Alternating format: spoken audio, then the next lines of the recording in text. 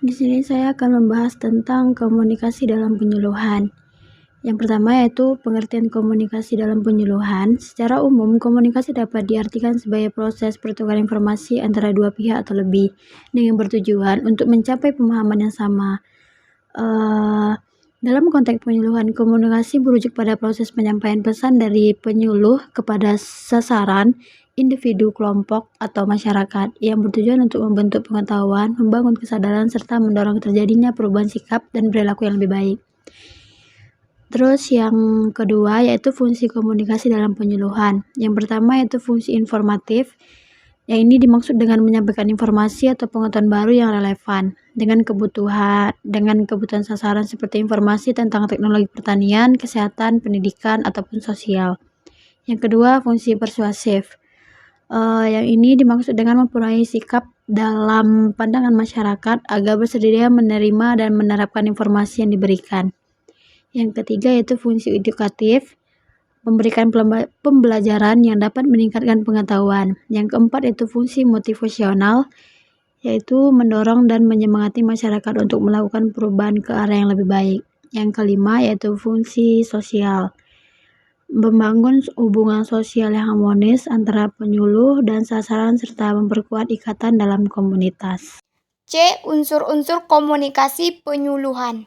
Agar komunikasi dalam penyuluhan berjalan efektif, terdapat beberapa unsur penting yang harus ada. Yang pertama yaitu komunikator atau penyuluh.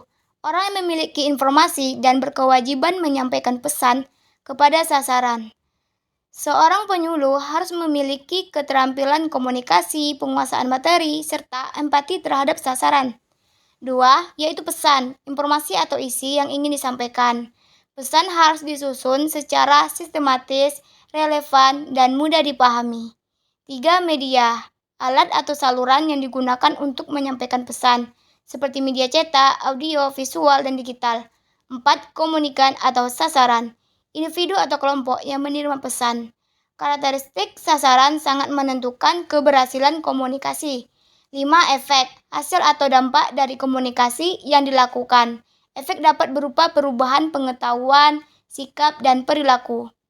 Selanjutnya yaitu ada D. Jenis dan bentuk komunikasi dalam penyuluhan. 1. Komunikasi lisan, penyampaian pesan secara langsung seperti melalui ceramah, diskusi kelompok, tanya jawab, atau wawancara.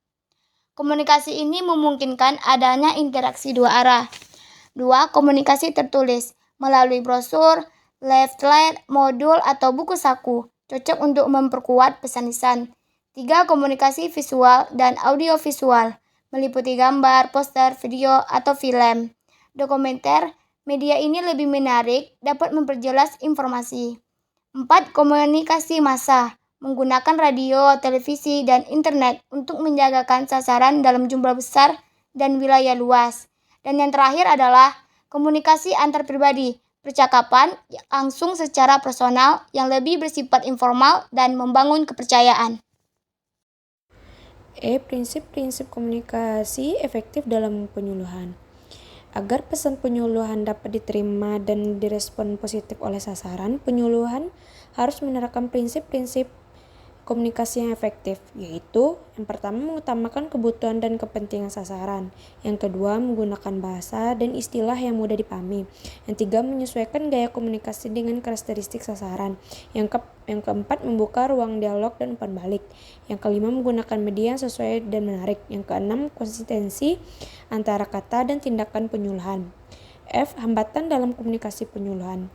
Tidak semua komunikasi penyuluhan berjalan lancar, ada beberapa hambatan yang mungkin dihadapi. Yang pertama, hambatan bahasa, perbedaan bahasa atau istilah teknis yang sulit dimengerti. Yang kedua, hambatan psikologis, kurangnya kepercayaan, rasa takut atau minder dari pihak sasaran. Yang ketiga, hambatan teknis, keterbatasan sasaran komunikasi atau media penyuluhan. Yang keempat, hambatan lingkungan, gangguan fisik seperti kebisingan atau lokasi yang tidak mendukung.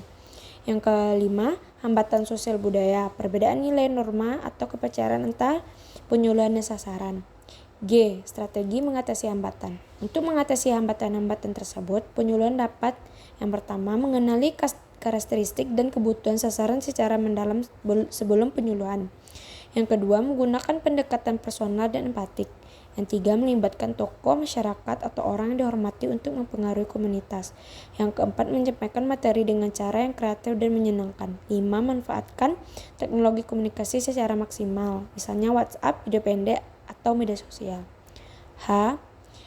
Peran komunikasi dalam keberhasilan penyuluhan. Komunikasi yang efektif menjadi penentu utama keberhasilan sebuah kegiatan penyuluhan. Dengan komunikasi yang baik, informasi tidak hanya tersampaikan tetapi juga diterima dan dipahami dengan benar oleh sasaran. Bahkan, komunikasi yang bersifat membangun hubungan emosional dan kepercayaan sering kali lebih berhasil dalam mendorong perubahan perilaku dibandingkan hanya memberikan informasi.